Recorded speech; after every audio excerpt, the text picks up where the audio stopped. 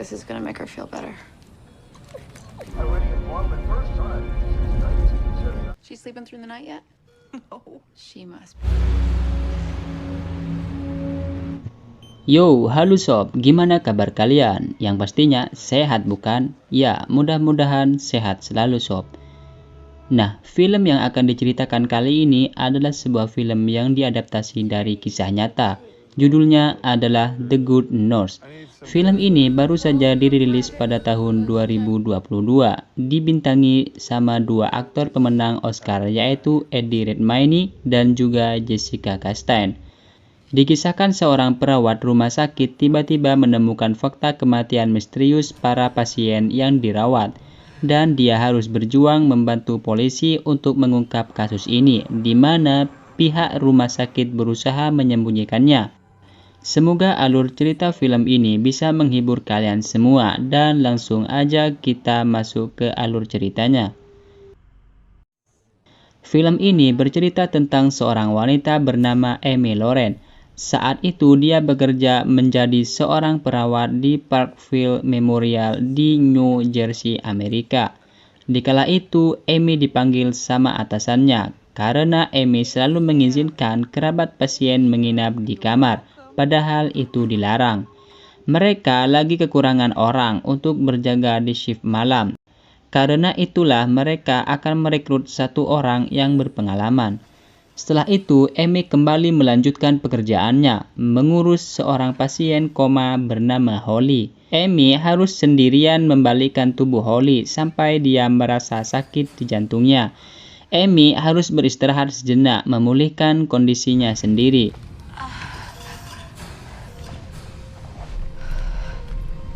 Ketika selesai bekerja, Amy memeriksakan dirinya ke dokter langganannya, dan didapatkan bahwa Amy mengalami kardiomiopati, kondisi di mana jantung nggak bisa memompa darahnya dengan normal.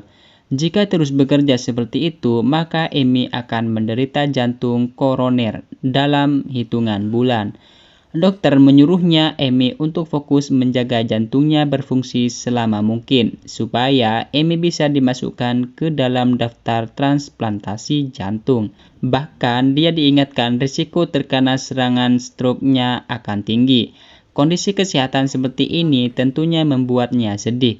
Amy tidak mungkin berhenti bekerja karena di rumahnya dia punya dua anak yang harus dia hidupi.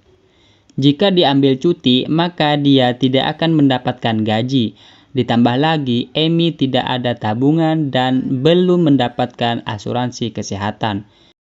Malam hari, ketika kembali bekerja, Amy bertemu dengan seorang pria baru yang baru masuk. Nama pria ini adalah Charlie Cullen. Amy pun kemudian menemani Charlie untuk mendapatkan tur mengenalkannya pada tempat penyimpanan obat dan sebagainya. Amy juga mengajak Charlie untuk melihat pasien bersama-sama, yaitu Anna yang terkena alergi terhadap amoksisilin hingga kulitnya terkelupas. Amy pun memperkenalkan Charlie pada mereka. Amy dan Charlie dengan mudah berteman, bahkan Charlie dengan senang hati membantu Amy menghandle pasiennya. Mengurus Holly membuat Amy seakan seperti olahraga yang berat. Jantungnya kerap sakit setelah merawat Holly. Untungnya ada Charlie yang membantunya untuk tenang. Amy pun menceritakan kalau dia menderita kardiomiopati. Dia meminta Charlie merahasiakan hal ini supaya dia tidak dipecat. 4 bulan lagi, Amy baru mendapatkan asuransi kesehatan dari pihak rumah sakit. Jadi sambil menunggu, Charlie akan membantunya mengurus Holly. Di hari berikutnya, ketika masuk kerja, Amy mendapatkan kabar bahwa Anna Martinez meninggal dunia. Amy bingung bagaimana bisa secepat itu. Dia dan Charlie kemudian mengurus jasad Anna selagi suaminya perjalanan ke rumah sakit. Charlie membersihkan jasad Anna selagi Amy berbicara pada Pak Martinez mengenai kematian Anna. Singkat cerita, 7 minggu kemudian, 2 orang detektif bernama Detektif Brown dan Baldwin dipanggil oleh pimpinan rumah sakit bernama Linda Garan. Mereka berdua dipanggil untuk dimintai bantuan melakukan penyelidikan internal terkait kematian dari Ana Martinez yang termasuk dalam insiden yang tak terjelaskan. Pakar medis mengatakan ini terjadi karena reaksi buruk yang janggal atas penggunaan obat. Tapi mereka tidak menemukan unsur kesengajaan. Masalahnya, jasad Ana Martinez udah dikremasi. Jadi, dua detektif ini rencananya akan mewawancarai semua staf yang bekerja. Di kantor polisi, Direktur Baldwin memeriksa semua berkas perawat yang bekerja dan menemukan nama Charlie Cullen pernah dituduh melakukan pelanggaran kriminal di Pennsylvania 8 tahun yang lalu. Detektif Brown mengkonfirmasi ke Pennsylvania dan menemukan Charlie ditangkap karena bertengkar dengan kekasihnya. Itu saja, tapi detektif Baldwin merasakan ada yang tidak beres sama rumah sakit Parkville.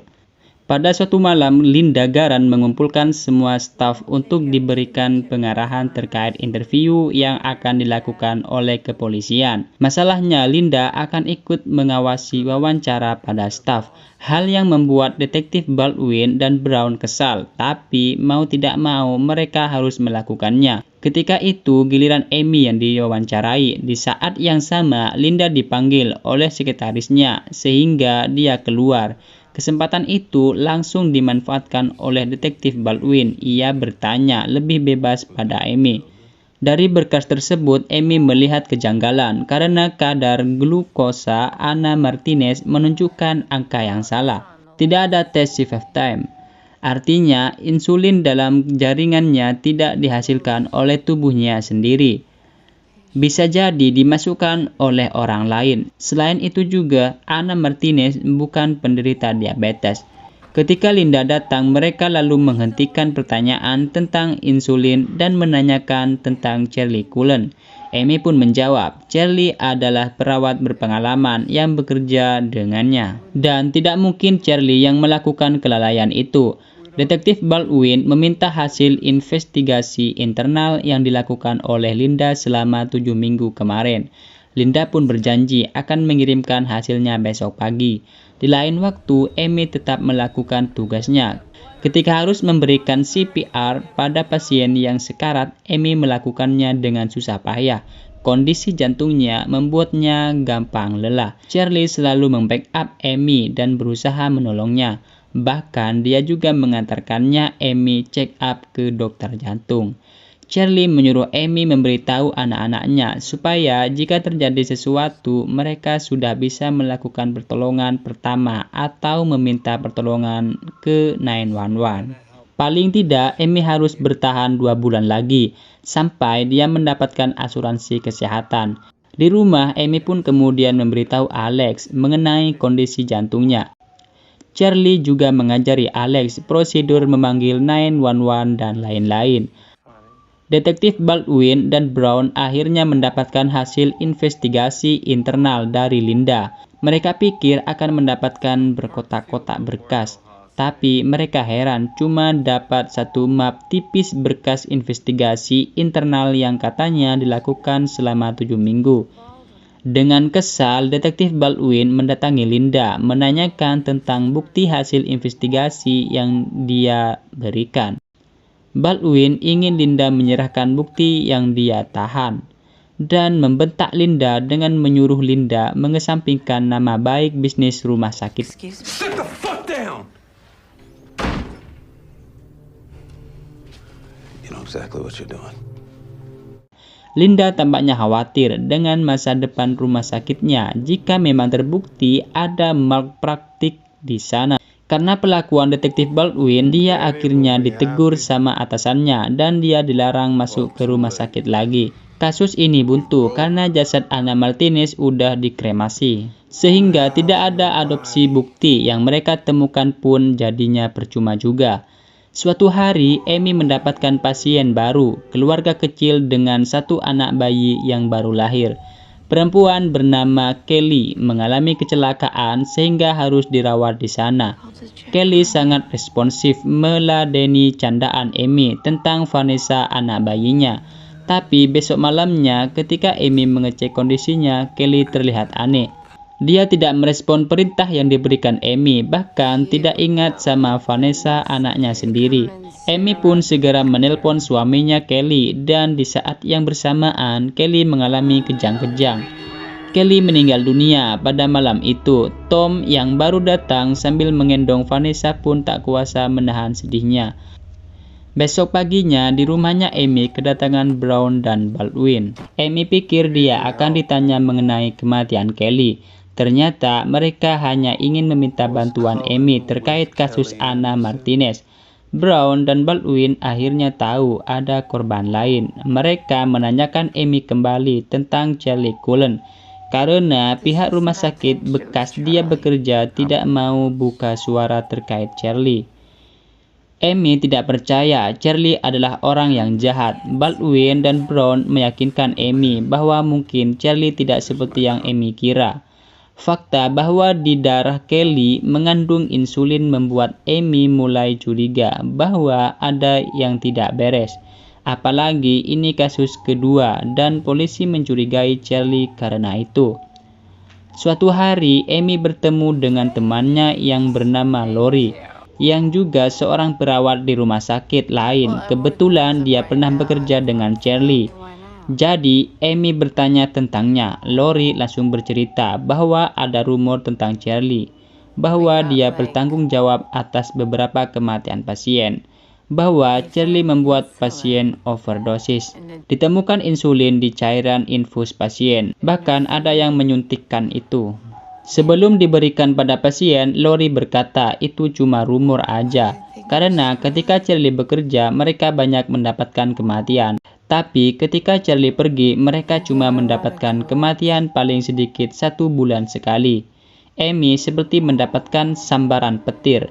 Dia lalu pergi ke ruang penyimpanan rumah sakit Parkville dan memeriksa kantong infus dan mendapatkan ada 1 kantong yang bocor sebesar jarum suntikan. Karena kelelahan, Amy pun pingsan. Dia kemudian dirawat di IGD. Ketika siuman, dia panik karena ada Charlie yang menjaganya di sana. Di saat itu, udah percaya bahwa Charlie adalah orang yang bertanggung jawab terhadap kematian Anna Martinez dan Kelly. Di lain hari, Amy memutuskan untuk membicarakannya pada Baldwin dan Brown. Dia menceritakan bagaimana Charlie memasukkan insulin ke kantong infus. Karena cairan infus masuk perlahan, jadi butuh berjam-jam atau cairan untuk membunuh seseorang. Charlie bisa membunuh orang tanpa menyentuhnya. Selain insulin, bisa digoksin juga disuntikkan di sana karena cairannya juga tidak berwarna. Amy ingin membantu Brown dan Baldwin dengan memeriksa laporan pengambilan obat dari akunnya Charlie, sehingga mereka bisa tahu apakah ada insulin yang diambil sebelum kematian Anna dan Kelly. Masalahnya, mereka harus punya jasad utuh untuk diotopsi. Jadi mereka pun mendatangi Tom dan dia setuju membantu mencari keadilan untuk Kelly dengan mengizinkan mereka membongkar ulang makam Kelly. Chef malam Amy sekarang jadi tegang karena dia harus memperhatikan gerak-gerik Charlie. Amy juga akan mengganti kantong infus yang dipasang Charlie pada pasien jaga-jaga ada insulin di dalamnya. Dia juga mesti diam-diam mencetak bukti pengambilan obat di penyimpanan lewat akun Charlie. Sementara itu, setelah autopsi jasad Kelly selesai dilakukan, memang benar ditemukan kandungan insulin dan goksin di jaringan tubuhnya pada tanggal 15 setelah dia meninggal. Ini memperlihatkan bukti bahwa Charlie mengeluarkan insulin dan digoksin dari penyimpanan tanggal 14. Masalahnya, Charlie ternyata memanfaatkan bug pada sistem komputer. Jika dia membatalkan penarikan obat di menit 2 terakhir, laci obat akan tetap terbuka, sehingga bukti yang dia bawa Amy tidak bisa dipakai, karena di situ tertera pembatalan, bukan pengambilan. Apalagi sejak dia masuk terjadi pembatalan pengambilan obat yang berulang-ulang. Linda Garan pasti tahu masalah ini, karena dia mantan perawat, kata Amy. Di rumah sakit, Linda dan pengacaranya memanggil Charlie. Dia memecat Charlie dengan alasan karena Charlie salah dalam penulisan riwayat pekerjaannya ketika melamar di rumah sakit Parkville. Linda mengarahkan itu tertuang dalam kontrak, tapi yang sebenarnya dia cuma tidak mau rumah sakitnya terkena imbas dari kasus ini. Brown dan Baldwin yang mendengar kabar ini pun kecewa berat, karena Charlie akan bekerja di rumah sakit lain, dan kasus ini akan terulang lagi. Amy pun pulang ke rumah. Dia kaget. Ternyata ada Charlie di sana lagi bermain dengan anak-anaknya. Amy khawatir dong ada pembunuh berantai di dalam rumahnya, bahkan bermain dengan anak-anaknya. Charlie pun menceritakan dia dipecat dari rumah sakit. Padahal tinggal sedikit lagi dia bisa membantu Amy melewati semuanya sampai Amy mendapatkan asuransi kesehatannya. Charlie menawarkan untuk menjaga anak-anak selagi Amy bekerja. Untungnya Amy pandai mencari alasan supaya gimana caranya Charlie tidak membantu mengurusi anak-anaknya lagi. Amy masih tidak percaya dia berteman dengan seorang pembunuh berantai dan juga membiarkannya dekat dengan anak-anaknya. Di lain hari, Amy membantu detektif untuk bertemu dengan Charlie. Rencananya, Amy disuruh membuat Charlie mengaku supaya detektif bisa merekamnya untuk dijadikan bukti. Jadi, pada suatu siang, Amy bertemu dengan Charlie di sebuah bar untuk makan siang bersama.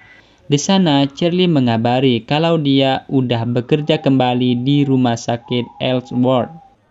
Awalnya, untung Amy mengirim pembicaraan ke arah sana. Awalnya, Amy mengatakan ada rumor yang tersebar tentang Charlie. Sejak kepergiannya dari rumah sakit Parkville, Amy mencoba meyakinkan pada Charlie kalau rumor itu pun benar. Dia tidak peduli jikalau itu memang Charlie yang melakukannya. Charlie kemudian mengalihkan pembicaraan, tapi Amy kembali menyuruh Charlie untuk membicarakan perbuatannya di rumah sakit Parkville. Charlie garuk-garuk kepala, matanya berkaca-kaca, kemudian mengatakan dia harus pergi karena tidak mau terlambat bekerja di tempat barunya. Rumah sakit Ellsworth yang berada di Pennsylvania, detektif pun mengatakan mungkin dia akan menangkap Charlie. Paling tidak mereka bisa menahannya selama 48 jam. Di perjalanan, Charlie kemudian ditangkap oleh petugas dan kemudian dibawa ke kantor polisi untuk ditanyain para detektif. Baldwin langsung to the point, bertanya tentang berapa banyak kantong infus yang Charlie cemari di rumah sakit Parkville. Baldwin juga langsung bertanya tentang kematian Anna Martinez dan Kelly, tapi menolak berbicara lebih banyak. Dia hanya menangis ketika dicecar pertanyaan dari para detektif. Ketika mendapatkan bentakan dari detektif Brown, Charlie cuma mengatakan dia tidak bisa. Berulang-ulang hingga tidak ada informasi apapun yang mereka dapatkan.